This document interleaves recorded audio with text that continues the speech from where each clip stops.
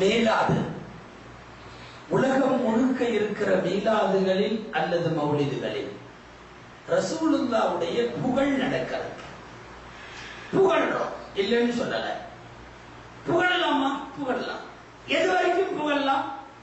புகழ்ந்து புகழ்ந்து புகழ்ந்து புகழ்ந்து புகழ்ந்து புகழ்ந்து அல்லாஹ்வுக்கு அடுத்து என்ற நிலையில போய் ஒரு முஸ்லிம் நிறுத்திடுவான். அதுக்கு மேல போக மாட்டான் இல்லையா? பின்னையே எல்லாத்துக்கும் பயம். ரசூலுல்லாஹ் புகழ் யாரும் உலகத்துல முகம்மது கடவுள் அப்படின்னு சொல்ற முஸ்லிம் இல்ல, இல்லவே இல்ல.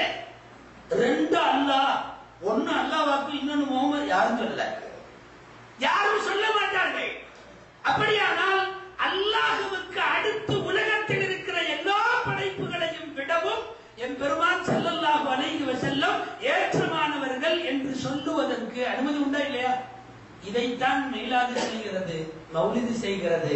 பெருமானாரை பற்றி புகழ் பாடுகிற பேரவைகள், பாட்டுக்கள், கவிதைகள், எழுத்துக்கள், நூல்கள் எல்லாம் இதைத்தான் செய்து. அல்லாஹ்வுக்கு அடுத்து இதெல்லாம் தவிர இல்லையே.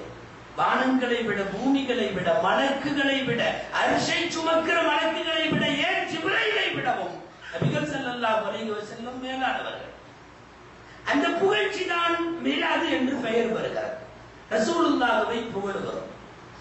இங்க நான் இன்னொரு செய்தி சொல்லுவேன். நிறைய நண்பர்களுக்காக அல்லது வேறு பல பிரச்சாரங்களால் கொஞ்சம் என்னவோ என்று மனசுக்குள்ள சந்தேகம் இருக்கிறவர்களுக்காக சொல்லுகிறேன். உறுதியாக ஒன்றை தெரிந்து கொள்ளுங்கள். நபிகள் நாயகம் ஸல்லல்லாஹு அலைஹி வஸல்லம் ஒரு நபர் மட்டும்தான் நபிமார்களே தன்னை யாரும் கடவுள் ஆக்காமல் பார்த்துக் கொண்டார்கள். இந்த விஷயத்தில் ஈசா அலைஹிஸ்ஸலாம் தோற்று போனார்கள். அவர்களை ஒரு கூட்டம் கடவுளாக்கி விட்டது அல்லவா? உஸைர் அலைஹிஸ்ஸலாம் தோற்று விட்டார்கள். எஸ்ரா என்ற பெயரில் இன்றைக்கு யூதர்கள் கடவுளாக்கவில்லையா? உலகத்தில் நிறைய தீர்க்கதரிசிகள் வந்தார்கள். அவர்களின் இயல்பை மீறிய அற்புதத்தை பார்த்து அவர்களை மனித பிறவியாக இருக்க முடியாது, இவர் அதற்கு மேம்பட்டவர் என்று சொல்லி கடவுளாக ஆக்கினார்கள். 63 வருஷம் அத்தனை அற்புதத்தையும் பண்ணிட்டு யாரும் தன்னை கடவுள் ஆக்காம போனாங்க இல்லையா? அங்க ஜெயிச்சுட்டாங்க ரசூல் ஸல்லல்லாஹு அலைஹி வஸல்லம். இங்க உள்ளூர் தலைவனை எல்லாம் கூட கடவுளாகி விட்டார்ல. அவதாரம் பண்ணணும் இதே தெய்வம் தான்ல. போன இதே தெய்வங்கள் உண்டு, இருக்கிற இதே தெய்வங்கள் உண்டு.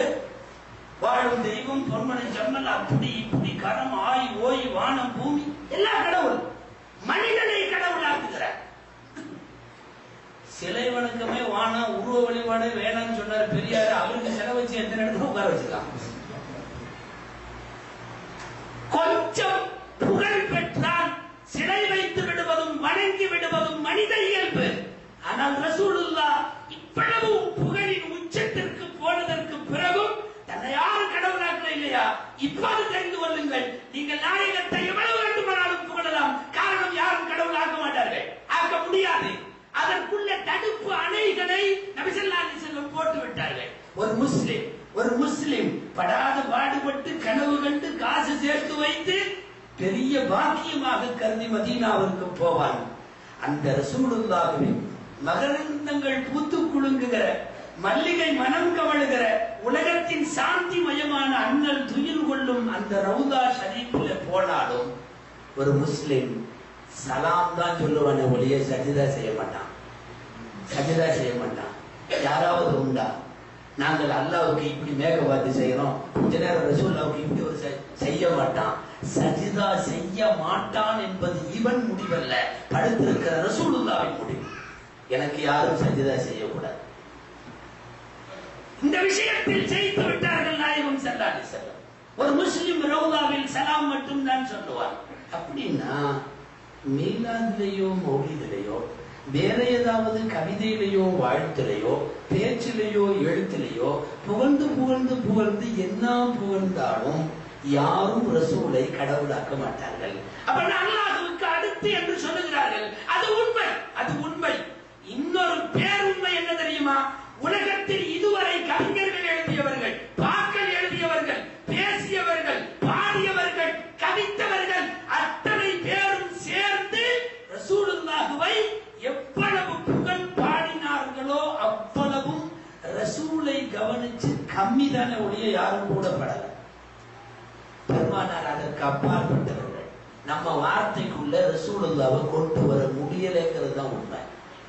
நம்மளுடைய கவிதை இடையில இலக்கியத்துக்குள்ள நபி ஸல்லல்லாஹு அலைஹி வஸல்லத்தை அடக்க முடியலைங்கிறது தான் உண்மை. ஹஸ்ஸான் இப்னு தாபித் ரலியல்லாஹு அன்ஹு ஒரு சஹாபி. அல்லாஹ் தஆலா அற்புதமா அவருக்கு ஒரு 120 வயசு கொடுத்திருந்தான். வாழ்ற பாக்கியம் 120 வயசு.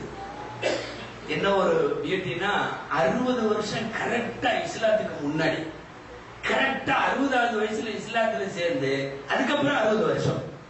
அந்த 60 வருஷமும் ரசூலுல்லாவை எக்கச்சக்கமா தாக்கி எழுதி அந்த 60 வருஷத்துக்கு குற்ற பரிகாரம் மாதிரி இஸ்லாத்துல சேர்ந்து ரசூலுல்லாவை புகழ்ந்து புகழ்ந்து புகழ்ந்து புகழ்ந்து புகழ்ந்து எழுதி 120வது வயது யார் ஹஸ்ஸான் இப்னு தாபித் ரலியல்லாஹு அன்ஹு மரணிக்கிற போது, ஏன் இவரை சொல்றேன்னு நினைக்க வேணாம், ஸல்லல்லாஹு அலைஹி வஸல்லம் இவர் அழகாக கவிதை படித்ததற்கு துண்டு பொருத்தி இருக்கிறார்கள். இவருக்கென்று மஸ்ஜிது நபவியிலே தனி இருக்கை அமைத்து கொடுத்தார்.